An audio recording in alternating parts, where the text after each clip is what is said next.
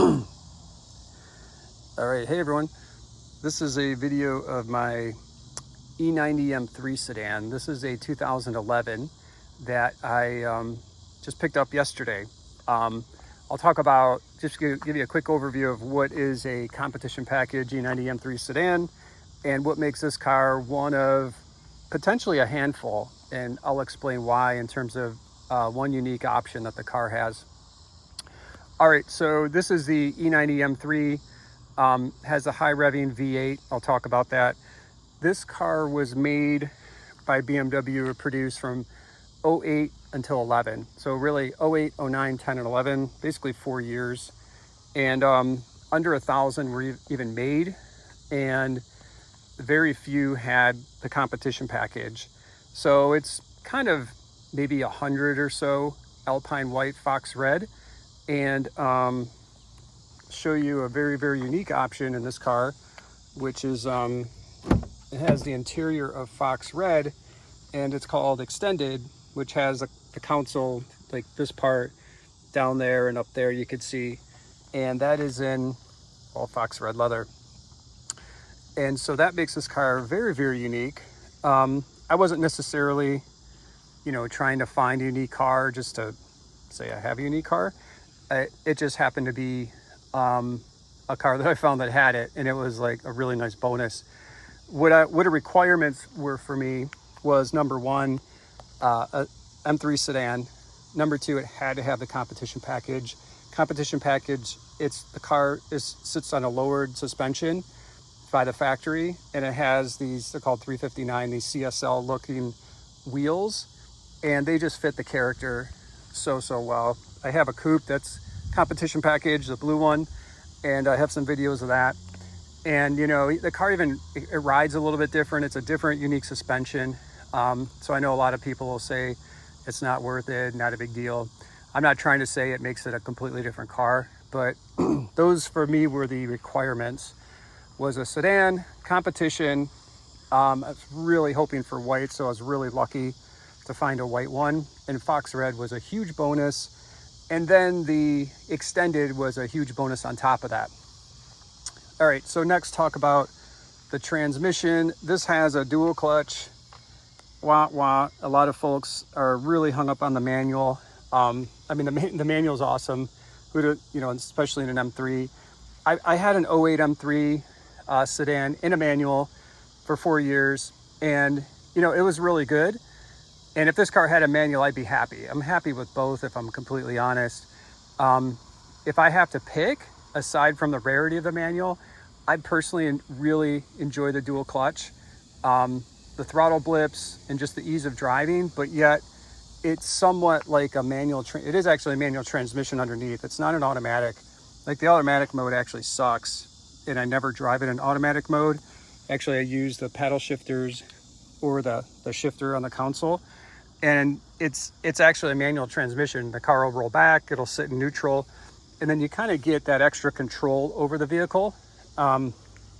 Versus, the new M cars have gone to a full automatic, which, is very, I'm sure they're fantastic cars, but, continues to kind of dilute the driving experience. So that's what's unique about this car is just the road feel, the hydraulic suspension, hydraulic steering, the lowered suspension, and of course the number one reason why you go back in time and buy a 10-year-old car in a sedan is for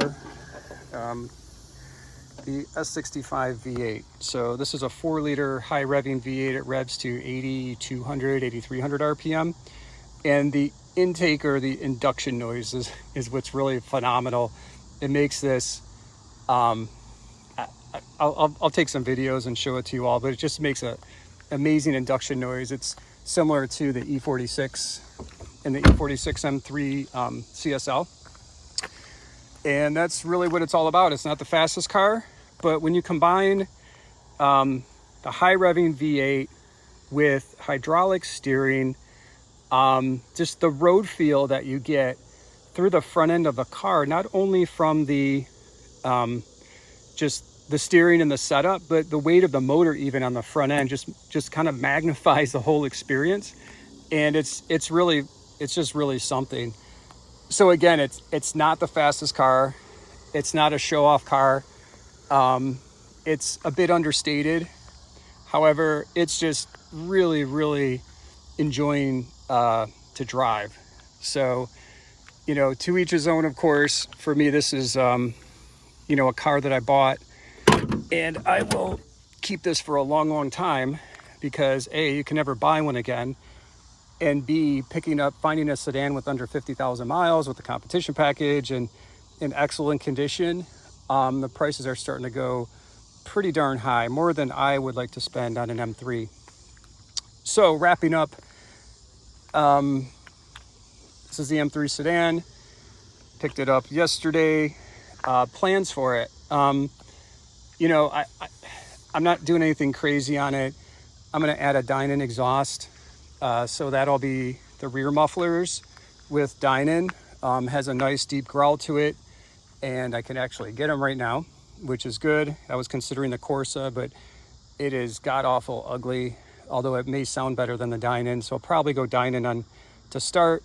I'll also do the M Performance steering wheel on the inside, and I will do just two things on the outside.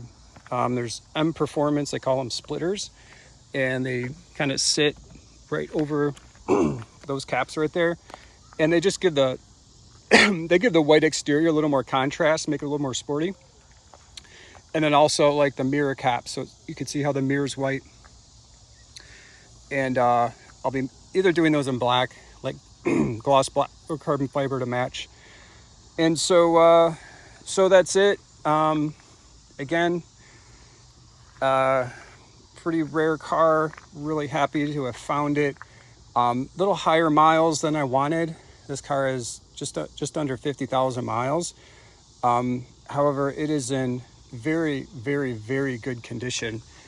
And, the second owner I picked it up from, he had the car for probably about 8 years or so, but, only drove it himself or with maybe one other person. The back seat did not get much use, so it's almost brand new. The car, it almost feels like it smells brand new, to be honest. And in the rear, may do the M Performance spoiler to give a little more contrast. And again, it's hard to pick up in the camera, but because the car is white. But if you could see it in person, the fender, like the rear fenders on this car, it's different than the standard sedan, and they're extended out, and it has just a really cool bulldog stance to it. And technically the sedan, believe it or not, is actually shorter than the coupe, and so it gives this wide, chunky kind of bulldog muscular appearance, especially in white. Again, it doesn't come out maybe so much in the video, but in person the car has a very unique look and presence. And even when I was driving it home yesterday, I had some beeps and thumbs up, which caught me off guard. I mean, I bought the car because I really like it and enjoy it, but it's 10 years old, right? And a new M3 has, significantly more presence and, is more dressed up and everything else. This car looks almost plain in comparison. But for enthusiasts out there who know what it is, it is a special car. And, I think these will go down as one of the collectible BMWs. Not that I'm this way trying to collect this car, because I'm going to drive it and put miles on it and use it. But it'll be kind of go down as just a unique combination, again, with the V8, the look of the car, the dual clutch, et cetera, et cetera. So I'll be making some more videos as I do the exhaust and a few other things. And that's it for now.